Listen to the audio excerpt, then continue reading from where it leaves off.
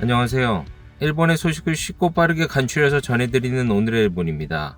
10월 15일 금요일 오전 뉴스 보내드리겠습니다. NHK 보도에 따르면 14일 도쿄에서 62명, 카나가와 52명, 사이타마 35명, 치바 19명, 오사카 112명, 홋카이도 45명, 오키나와 33명의 감염이 확인되는 등 총 619명이 확진 판정을 받은 것으로 파악되었습니다.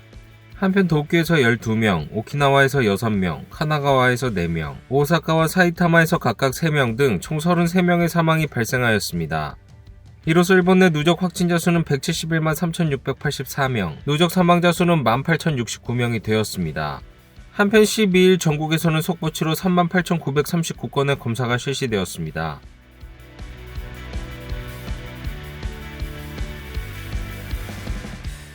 이날 도쿄에서 확인된 신규 감염자는 62명으로 지난주 목요일에 143명보다 81명 줄어들었습니다. 하루 감염자 수가 100명 이하로 내려간 것은 6일 연속입니다. 또 최근 일주일 감염자 수 평균은 77.1명, 전주 대비 50%입니다. 한편 20대부터 90대까지의 남녀 12명이 사망하였으며 중증 환자는 3명 감소한 40명, 입원 환자는 33명 감소한 447명으로 파악되었습니다. 이로써 누적 확진자 수는 37만 7,036명, 누적 사망자 수는 3,069명이 되었습니다. 다음 소식입니다. 중의원이 해산되어 사실상의 선거전이 시작되었습니다. 이번 선거에 대해 거리에서는 코로나 대책과 경제 대책에 대한 기대가 높습니다. 보랏빛 보자기로 둘러싸인 해산 조서는 의장 응접실에서 마츠노 관방장관에게 전해지고 본회의장으로 향했습니다. 이는 사무총장이 확인한 뒤 오오시마 의장에게 전달되었습니다.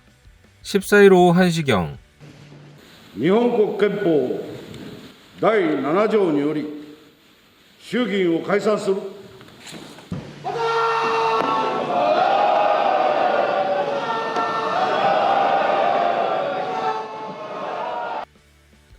본회의장에서는 만세 삼창과 함께 중의원이 해산되었습니다. 그 후 임시가기에서 중의원 선거 일정은 19일 고시, 31일 투 개표로 결정되었습니다. コロナ脱却 V字回復解散だと思いますね。 키시다 총리의 취임으로부터 불과 10일 만에 해산. 거기에 17일 후의 투개표는 모두 전후 최다 및 1회 투성인 총선거입니다. 본회의가 끝난 후 키시다 총리는 주변에 인사를 돌며 오오시마 의장 등과 주먹악수를 하였습니다. これから国民の皆様の、ご判断をいただかなければなりません。この選挙を通じまして、しっかりと我々が何をしようとしているのか、何を目指しているのか、こうしたことを訴えていきたいと思っています。 사실상 선거전이 시작하는 가운데 이번 총선거의 유권자는 무엇을 기대하고 있을까요? コロナでいろいろ経済的に落ち込んでるので、これから生きていく上の環境と経済的な改善を願ってますけど。去年とかは学校、幼稚園がお休みになったりとか、その休園だったので、その間やっぱ働けなかったので、その手当とかはもうちょっとあったらありがたかったなっていうのが。今話題になってるのがあれ、子供1人につき10万円でしたっけ。そうするとうちは子供1人しかいないので、みんな同じく税金払ってるわけじゃないですか。だから子供に限ったことじゃなくて、みんな平等に対象にしていただけたらなっていうのはあります。 역시 코로나 시국으로 가게를 재건하는 경제대책 등 생활에서의 친밀한 정책에 기대하는 소리가 많이 들렸습니다. 또 혹독한 영업 제한이 이어져 큰 타격을 입은 음식점에서는 간절한 목소리가 들렸습니다. 大きな影響をコロナ禍によって受けてしまいましたので、飲食業界が盛り上がるような施策、アイデアを出していってほしいなと。本当にコロナが明けたら潤沢に経済は回ると思うんですよね。中途半端な時にどうするかっていうところを明確に出していただかないと。 한편 거리에서는 코로나 감염 대책의 지속을 요구하는 목소리도 나오고 있습니다. やっぱ対策が甘くなってしまうお店とかも増えてくるのかなと思うので、引き続きその対策を強化してもらえるようにちょっと続けてほしいなとは。 총선거에서는 코로나 시국 속 수익 감소 등으로 생겨난 격차의 시정도 큰 테마입니다. この先、消費税とかそういうのでもう上げたりとかいうのはもうこれ以上はちょっときついなっていうのはありますね。 GoTo とかではなくて少し一般の庶民の方に世の中が良くなるような対策を考えてもらえたらいいなっていうふうに 보험업계에 근무하는 50대 여성은 코로나로 수입의 변화를 매일 느끼고 있다고 합니다.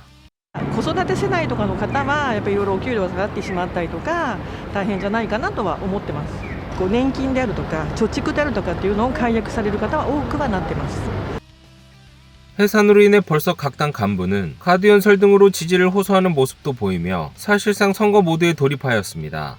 衆議院選挙は政権を選択する選挙となります。お約束したことを必ず実行していく。その実績と経験があるのも自公連立政権だと。隠すごまかす改ざんするこの政治を信頼できる真っ当なものに変えなければならないと自信を持って戦っていきたいと思っています。政権交代を実現し国民の声が生きる新しい政権を作るこれを大目標に戦いたいと。他の党と我々一番違うのは持続可能な日本にするために実際に明確な処方箋を持っていると。自己都合解散かなと思います。我々の掲げる正直な政治を取り戻していきたい。 그 외 레이와 신생구미, 3인당, NHK와 재판하고 있는 당 등을 포함해 여야당 각 당은 이례적인 단기 결전 총선거에서 코로나 대책과 경제정책 등을 쟁점으로 국민에게 호소하게 됩니다. 다음 소식입니다. 자민당의 아베 신조 전 총리가 A급 전범이 합사된 야스쿠니 신사를 또 참배하였습니다. 아베 전 총리는 14일 자신의 트위터에 오늘 추계 예대제 전에 야스쿠니 신사를 참배하여 영령에 대한 존경의 뜻을 표하고 영령이여 고이 잠드소서라고 기도했다라는 글과 함께 야스쿠니 신사로 들어가는 모습이 담긴 자신의 사진을 올렸습니다. 이날 참배는 오는 17일부터 예정된 야스쿠니 신사의 가을 제사를 앞두고 이루어졌습니다. 아베 씨는 제2차 아베 내각 출범 1년 후인 2013년 12월 야스쿠니 신사를 참배해 국내외에 큰 파문을 일으킨 바 있습니다. 이후에는 곡물이나 곡물비를 보내는 방식으로 참배를 대체하였으나 작년 9월 총리에서 물러난 뒤에는 참배를 반복하고 있습니다. 야스쿠니 신사에는 도조 히데키를 비롯한 태평양 전쟁 A급 전범 14명이 합사되어 있어 일본의 침략 전쟁을 미화하는 행위로 인식되고 있으며 이번 참배 역시 지지층인 보수 우익 세력을 의식한 행동으로 풀이되고 있습니다. 다음 소식입니다. 코이즈미 전 총리와 자민당의 니카이 전 간사장 등이 13일 밤 모임을 갖고 이달 말로 예정된 중의원 의원 선거에 대해 자민당은 반드시 쉽게 이길 수 있는 것은 아니다라는 생각을 일치하였습니다. 13일 밤 도쿄 시내 일본 요리점에서 열린 모임에서는 코이즈미 전 총리, 니카이 씨 외에 자민당의 야마자키 전 부총재, 나카가와 전 간사장이 참석하였습니다. 모임에서는 31일 투표가 치러질 예정인 총선거에 출마하는 니카이 씨를 격려한 것 외에도 총선거의 전망에 대해 자민당은 반드시 쉽게 이길 수 있는 것은 아니다라는 생각을 일치하였다고 알려졌습니다. 또 지난달 총재선거에서 키시다 총리에게 패한 코노 홍보본부장이나 코노 씨를 지원한 이시바 전 간사장, 코이즈미 전 환경상에 대해서는 미래를 대비해 힘내주길 바란다는 목소리가 나왔으며 자민당을 위해 젊은 인재가 건재하다는 것이 중요하다는 인식을 공유하였다고 합니다. 다음 소식입니다.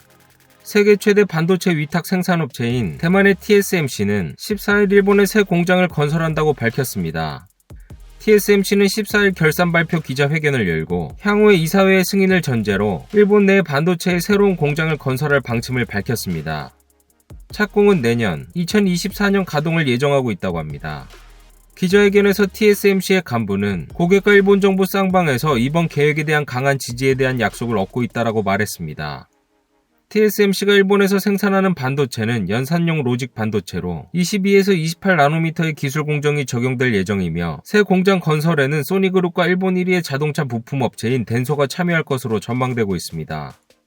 반도체는 전기 자동차와 로봇 등 여러 분야에서 수요가 늘어날 거라 예상되는 반면 현재는 세계적으로 부족이 이어지며 미국이나 유럽 등도 직접 국가 및 지역 내 생산을 강화하고 있습니다. 이러한 가운데 대형 반도체 회사가 공장 건설에 나섬으로써 일본 국내 제조 능력의 향상으로 이어질 것으로 기대하고 있습니다. 다음 소식입니다. 일본 1위 이동통신사 NTT 도코모에서 발생한 전국 규모의 통신장애는 14일 오후 8시 전에 복구되었지만 그 뒤에도 통화나 통신이 집중하는 등 혼잡한 상황이 지속되었습니다.